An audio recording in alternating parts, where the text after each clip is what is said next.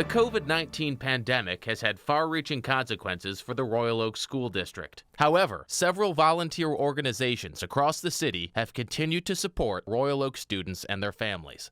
Royal Oak High School has packed hundreds of meals per week, distributed for free at Royal Oak High School and Keller Elementary. So we are currently packing about 500 to 600 breakfasts and lunches every day. Half of that goes to Keller Elementary and the other half we keep here. A lot of moving parts, so we had to do a quick turnaround from feeding inside of cafeterias with a large amount of staff to feeding at 2 locations, cold, bag, and breakfast meals. We've been able to include some of the kids' favorites. We've done nacho fun lunches, mostly single serve, individually wrapped entrees, and we have fruits and vegetables and dairy in every bag. It's available to any child 18 and under, 26 and under if you have special needs. You do not have to be a student of this district to pick up in this district, so a parent can drive up, let us know how many kids they have, and we'll give them the meals. You don't have to show ID, you don't have to prove that you have kids in this district. We just want to make sure kids are getting meals. The volunteers have been fantastic. Food service staff has been wonderful. They are here every day, standing outside in the rain or the snow or the wind. Couldn't do it without them. Another group dedicated to feeding Royal Oak students is Blessings in a Backpack, a local volunteer group currently run by Shelley Lake. Our delivery and our packing schedule has changed since COVID-19. What's changed is we're every other week now, because we used to pack once a week, and we figured it would be best if we packed every other week and we double bagged. We've got 30 volunteers instead of 7 volunteers that used to do the packing. My husband actually is a logistics person and makes sure that we have a menu for every 2 weeks so we don't continually pack the same food. We have quite a few relationships with a lot of different nonprofits in the area. The Royal Oak Schools Foundation, and that's Scott Brown, they were wonderful in helping us to basically be able to continue to provide food this summer. They gave us a grant and donation to allow us to have the money to buy the food. And so that's been wonderful. We also work with Teens Clean Closet. We pack dental products, toiletry items. If they bring them, we pack them. We've worked with the Bamba company, the sock company, and kids have gotten socks in their bags. I'll tell you, I can't imagine a child not having food, or going hungry at night and going to bed hungry, or waking up in the morning and not having anything to eat.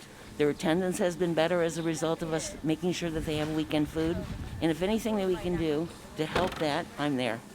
The volunteer organization Teen Clean Closet supplies free personal hygiene items to students throughout the Royal Oak School District. Kim Johnson and Erica McAvoy explain how it works. With Teen Clean Closets, children can simply go in. They can not only be a help to themselves, they might be able to help their family. And that's a sense of empowerment that really is unmatched. So if you're at school and you're worried about, I don't have shampoo or I don't have deodorant, it's one of those things that's just imperative. So pre-pandemic, we would work together to get donations in abundance. We would take those, sort those donations, and then we resupply the closets depending on usage on a weekly or bi-weekly basis. Post-pandemic, we had to operate on a little different scale. So what we're doing is we're taking referrals from building administrators. We're doing contactless porch drop-offs. We're also asking people to use our Amazon wish list and PayPal links to donate while we sort out our in-person donation sites, which are currently closed due to the pandemic. And it's important that families know that there's a cross availability with food and Royal Oak Youth Assistance, for example, offering emergency financial grants. We work together on the Royal Oak Interclub Council to share those ideas and needs so we can try and help each other fill the gaps that these families are experiencing, especially now. New COVID-19 restrictions impacted several end-of-the-year ceremonies.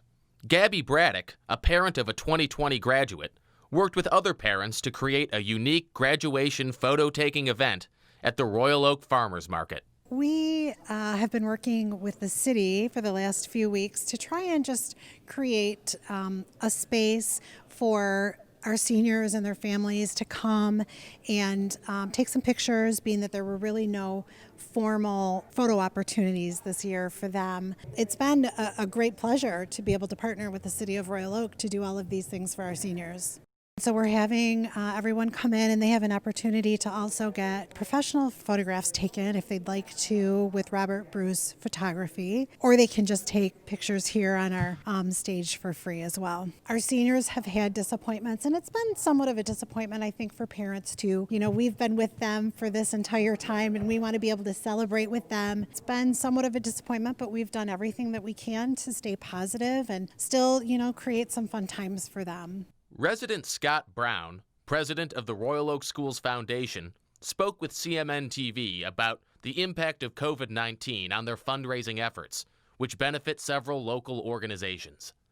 The farmers market recently just reopened, okay? Yes. And they're hurting too. They're having trouble with getting customers, and the farmers obviously are hurting because they haven't had a source of income being able to sell their vegetables. And we thought to ourselves, there's a lot of people who really want to go to the farmers market but might be afraid. So we put together a thing called the Produce Hall, where we would go every Saturday and shop for them.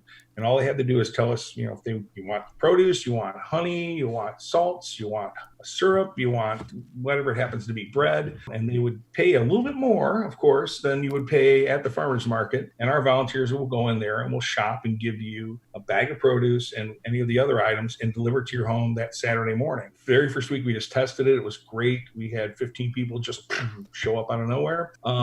This week, it's a little bit more than we'd expected. And I think the market is going to run out of eggs this week because we're going to buy them all before anybody else gets a chance. So I think it might be a fundraiser for us for a long time now. We'd heard that the Royal Oak Youth Assistance had been providing groceries for school families in the area, and that they were hitting some budget issues. And we also heard that Blessings in a Backpack, who we love these guys. It's what a great organization. We found these two organizations and asked them if they needed any financial help, and they both reached back out to us and said, "Oh yeah, please, anything you can do would be fine." So we donated $10,000 between the two of them right at the end of March. So it's right early in the crisis. Second round, now they're starting to find out that they're hitting their budget again, and we will find a way to help them again. Blessings in a Backpack in reverse is helping us because they were able to mobilize all these people to help deliver. We've got this runaway promotion that we don't really have enough people in our organization to deliver all this food every Saturday morning. So Blessings in a Backpack has reached out to their people, and they're going to help us deliver our food, our produce on Saturday. So everybody's working together. Royal Oak strong. CMNtv also spoke with Mary Beth Fitzpatrick, superintendent of Royal Oak Schools. All along through the spring, we were trying to reach our students, stay connected, and then respond to this virus in a community, and as a state and a nation. Whereas for the fall, we're more ready for the learning. We know more about how we can move about in the community. We know more about the plans that we made in the schools. And so we changed our signage, we changed our protocols for cleaning, we added additional cleaning schedules, we've modified the learning schedule for kids. But the biggest difference instructionally is that our teachers are more ready to reach students in a virtual format than we were when it was so abruptly changed for us back in March. We distributed about 700 Chromebooks in the spring to families that needed it, and in some cases also helped parents with connectivity to the internet in the spring.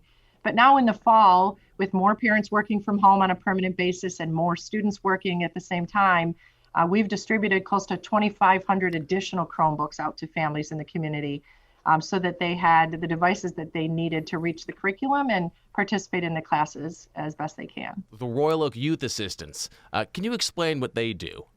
Sure. Royal Oak Youth Assistance is a group whose sole purpose is to support families in need.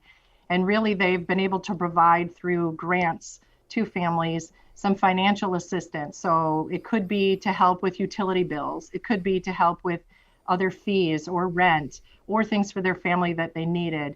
But as Roya runs fundraisers, they immediately turn around and put that money to good use right back to families in our community. And what we've also watched happen is the groups come together, that each of the groups are kind of helping each other because fundraising is way down during COVID, and that's true across our country, and it is for our local groups as well. So they've been able to really support and help each other. These organizations have always been beneficial to families in our area, but even more so at this greatest time of need.